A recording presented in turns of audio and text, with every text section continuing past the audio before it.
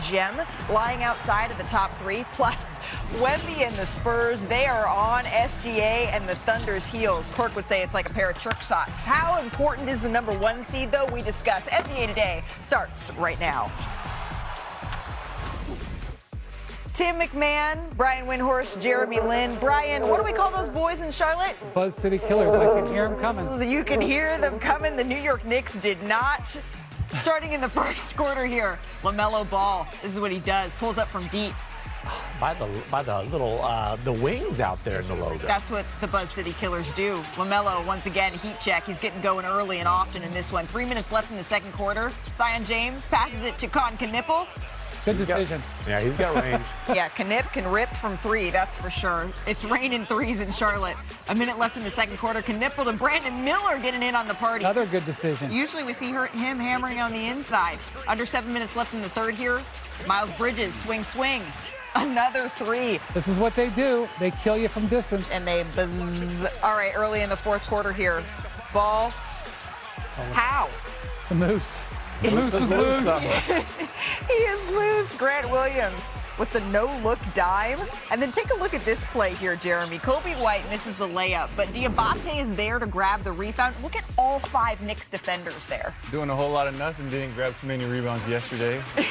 Well, it's something they'll need to address. The Hornets dominating on the glass. Yes, Mike Brown agreed with you there. And then Diabate steals the ball here from Karl Anthony What was Karl doing there? I don't know. Going the other way. That's the hammer we've come to expect here. Miller slams it down, and the Hornets put on a show early, get the 114-103 victory. It was rocking in Charlotte last night. Turning on the game, it felt a little bit like a playoff-like atmosphere, something that Charlotte has not really experienced in a while. Do you think, Brian, though, this was more about the New York Knicks or more about Charlotte? Well, the Knicks had a 7-game win streak here, but it was really built on the back of tankers. And they had to play a team that was completely moving at a different pace, and they weren't ready for it. And I think this game highlighted what Con Knipple has meant to the Hornets this year. Now, he hit 6 threes. Yeah. I am going to tell you that has become somewhat the norm. I'm not even going to talk about that.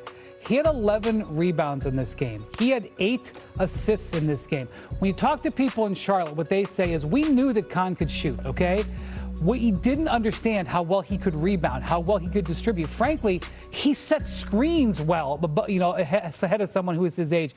His impact for the Hornets has been up and down the line. We saw that take place last night. And look, these Buzz City Killers, this is one of the more remarkable midseason turnarounds that we've seen in recent NBA history.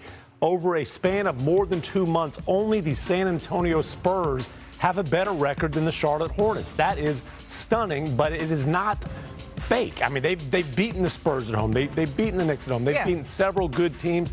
They've got stars. They've got a system. They've got a style of play, a gritty, hustling style of play.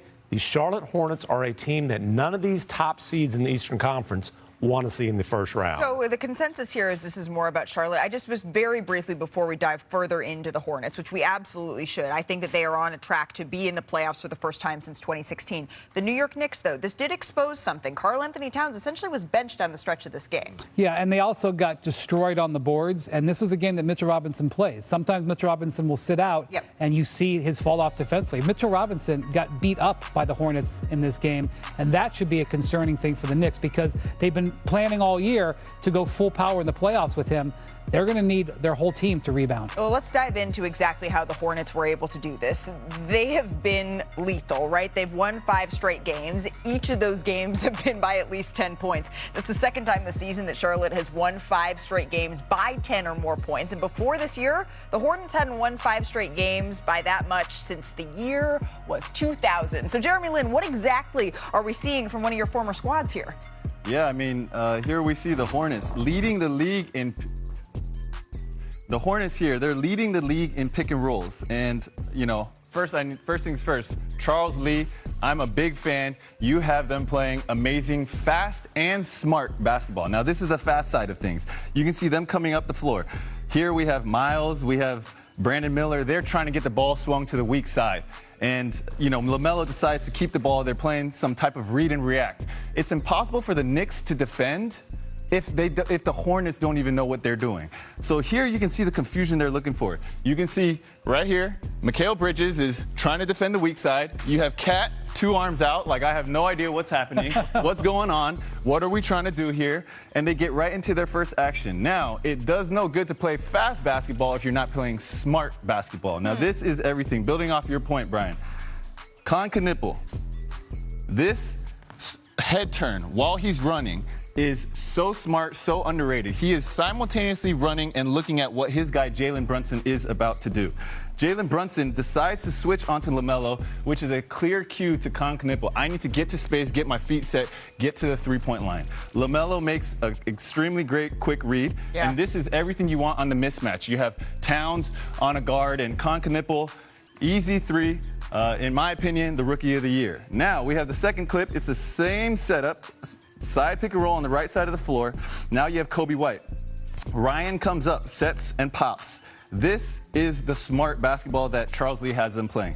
Jalen Brunson decides to try to go for a steal. This all happens instantaneously. Josh Green decides, okay, he's going for the steal. I need to cut for an open layup. And Brandon Miller makes this entire play happen because as he sees Josh Green cut, he instantaneously has to also move up into this space to get the open shot so Coby White can find him. Now, what that does is that puts Muhammad in an impossible position. Who am I going to guard? Muhammad decides to go with the safer route, takes Josh Green on the cut. This is Coby White already hands above his head, looking to make this pass. Right. Easy skip pass right to Brandon Miller for an open three. We saw the same exact action, and we got a strong side open three, a weak side open three. This is why they're running the pick and roll nonstop. This read and react, fast, smart basketball is exactly why Charles Lee has them playing the best basketball in years. Yeah, no team moves more on offense, really, than Charlotte does. Let's get to the defending champs. They take on the Bulls. That's after losing to the Celtics out in Boston on Wednesday night. The Thunder have the second toughest remaining schedule, and they lead the West by only 2 games. But remember, the Spurs, they do have the tiebreaker between those two. Shea, he was asked about the importance of getting the 1 seed in the West on Wednesday night. Here's what he had to say. It's very important, and not just in the West, in the whole playoffs. We needed Game 7 at home against Denver, which is a top of the West. If you want to come out of the West, you're going to have to beat them. And then we needed it against Indiana to win a championship. So it's as important as everything. And every team in the NBA that makes the playoffs knows that.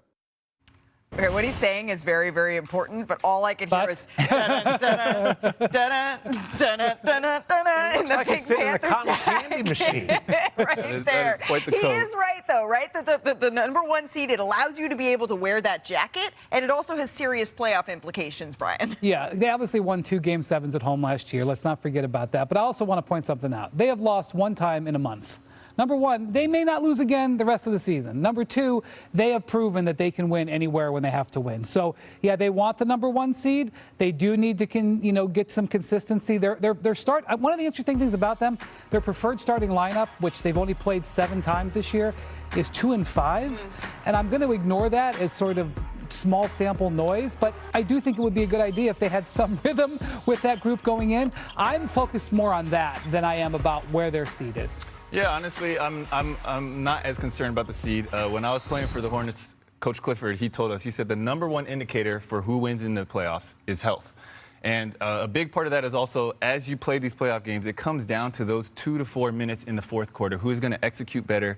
You're not going into a series planning on getting to Game 7. You're thinking about, how do I play well in the clutch situations? If you win 1 game on the road, it undoes 82 games of jostling for playoff position. So to me, it isn't the end-all be-all. Didn't you play in a couple of pretty important Game 7s where it mattered that you were at home when certain shots were just bouncing on the edge of the rim? Small detail, I didn't play in this one, but I did watch it courtside. There you go. I mean, it was pretty important. Didn't it make a difference to be in front of the Toronto faithful in a game like this with these sorts of stakes? Absolutely. You can see them the energy it brings for Game 7. So I totally understand what Shea is saying here. Game 7, when you do get to Game 7, you need, you really want that home court energy, and it's a huge boost. But again, it isn't everything. Of course, in that situation, we're on the right side of the rim and the ball, and it worked out. I have a theory that home court advantage matters in small markets because I think I'm serious about this.